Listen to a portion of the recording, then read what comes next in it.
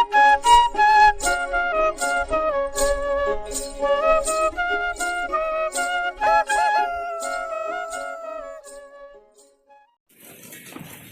राम मंडळी, गावाकडची वाट चॅनलमध्ये तुमचं स्वागत आहे.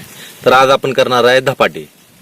तर धपाट्यासाठी काय काय साहित्य लागतंय आधी बघून घेऊ. ज्वारीचं पीठ 2 वाट्या घेतले, त्याच वाटीनं गव्हाचं 1 वाटी पीठ घेतले आणि हरभरा डाळीचं पण पीठ 1 वाटी घेतले.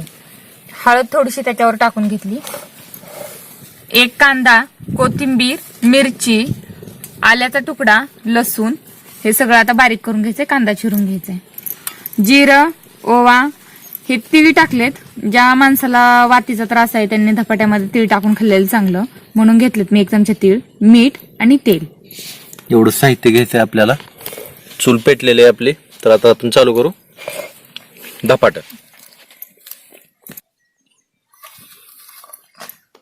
मिरची, कोथिंबीर, लसूण, आलं हे सगळं बारीक करून घ्यायचं आपल्याला. आता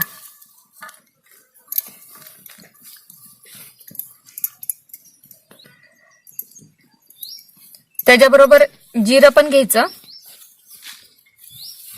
आणि ओवा पण घ्यायचा.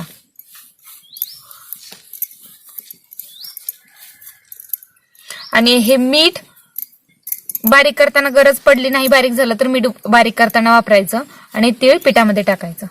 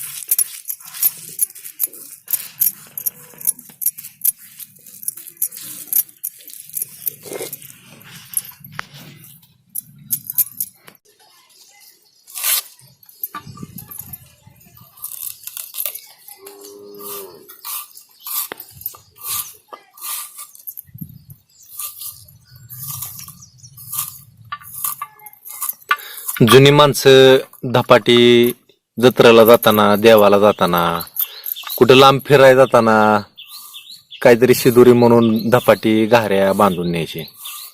त्यातला ही धपाटी ही प्रकार.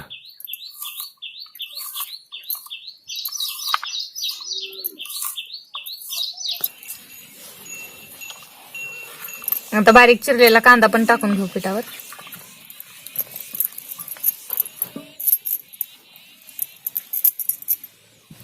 तीळ आणि मीठ पण टाकून घेते पिठातच.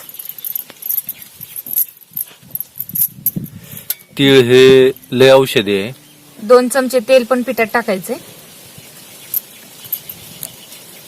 ज्यांचं काय गुडघेदुखीचा त्रास आहे, सांधेदुखीचा त्रास आहे, त्यांनी 1 चमच्यावर तीळ दररोज खावं.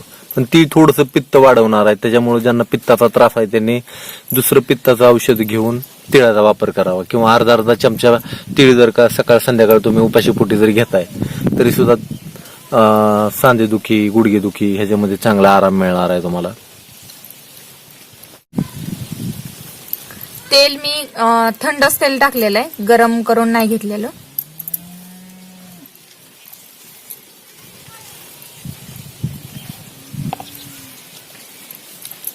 धपाट्यामध्ये डाळे, ज्वारीचं पीठ, गव्हाचं पीठ हे सगळं मिळून केलेलं असतं. त्याच्यामुळं भूक शांत राहते. भूक जी आहे आपली ती शांत होते, भूक लागत नाही, पोट भरलेलं राहतं आणि एक शक्ती, एनर्जी येते. कारण की जुनी माणसं जी आहेत का ती पहिले देवाला जाताना, कुठं गावाला जाताना चालत जायची. शक्यतो त्यांचं चालतच असायचं आणि त्याच्यामुळे त्यांना भूक जास्त त्रास देऊ नये म्हणून किंवा ऊर्जा शरीरामध्ये राहावी, त्याच्यामुळे धपाटी हा जो पदार्थ आहे ही बनवून न्यायची, ह्याच्या मागचं हीच कारण होतं.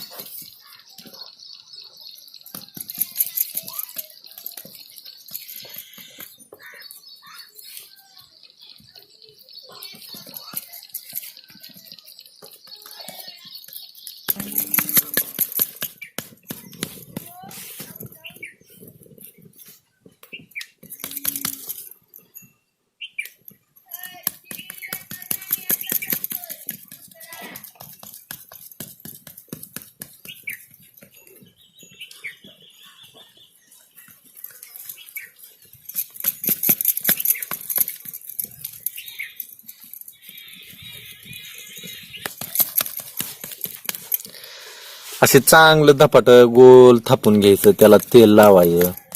आधी पाण्यामध्ये थापायचं, पाणी हाताला लावून थापायचं, नंतर तेल लावायचं, त्याला अशी बोटं उमटवायची. ही बोट बुडवायचं कारण म्हणजे शिजाय सोपं जावं म्हणून ती बोट बुडवायची असते. ते तव्यात टाकायचं, नाज्यात कापड काढून घ्यायचं. कापड जरी नाही निघलं तर त्याच्यावर पाणी थोडंसं असं टाकायचं कापडावर आणि मग कापड उचलायचं.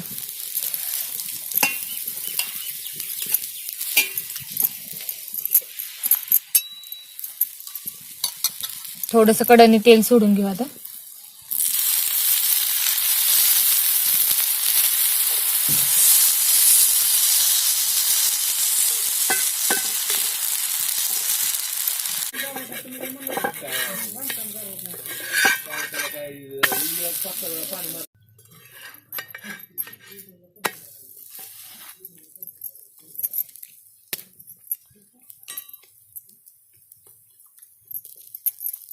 आता पलटल्यावर थोडंसं तेल लावून घ्यायचं आपल्याला.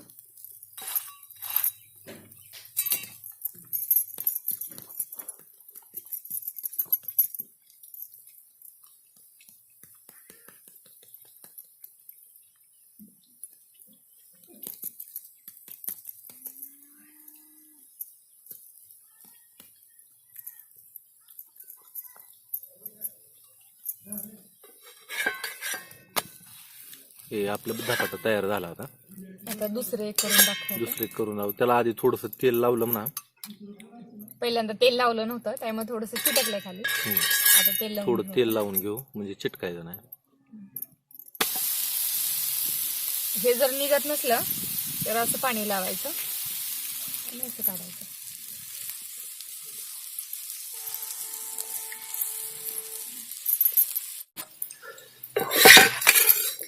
तर मित्रांनो, अशा पद्धतीने आपलं धपाटी तयार झाली.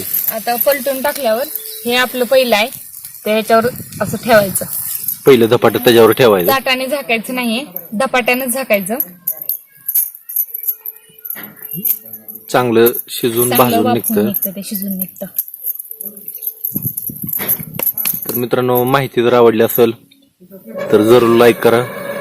धन्यवाद.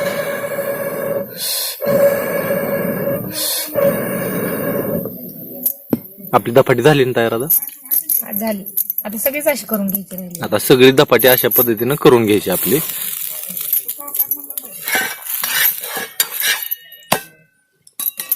झाली धपाटी तयार झाली.